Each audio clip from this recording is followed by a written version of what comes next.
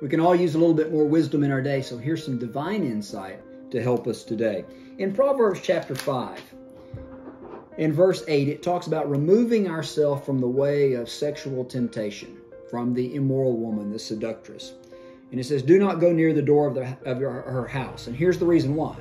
Lest you give your honor to others and your years to the cruel one, lest aliens be filled with your wealth and your labors go to the house of a foreigner.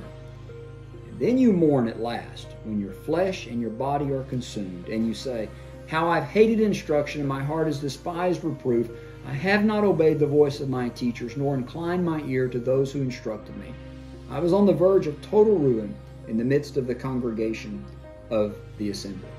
What Solomon is telling us is the pursuit of sexual immorality. What it does is it causes us to spend those things that are really valuable to us. Our time, our attention, our energy, our money, our efforts. All of those things are spent on something that gives us no long-lasting return or reward. When it's all over with, all that we have is regret.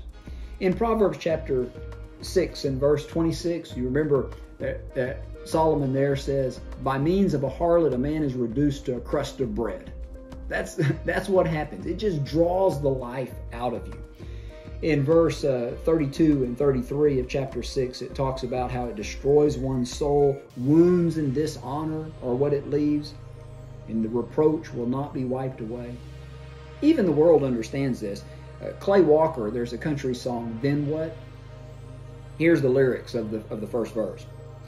Well, I've got a good friend who's got a good life. He's got 2 pretty children and a real nice wife, yet he never seems quite satisfied.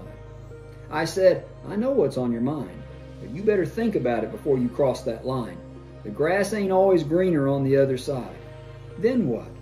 What are you going to do?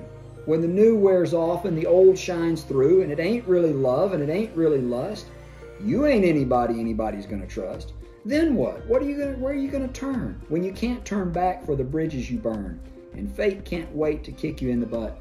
Then what? Even the world realizes what you give up when you pursue sexual immorality and what you're left with. And you're left with nothing of value, nothing but regret. Today, walk in wisdom by not wasting yourself in the pursuit of sexual immorality. Thanks for watching today. If you found this to be beneficial, please follow us on Facebook, subscribe to our YouTube channel. If you'd like to know more about the Bible, you can contact us at quinn.church@yahoo.com or come visit us at one of our regular services. Have a blessed day.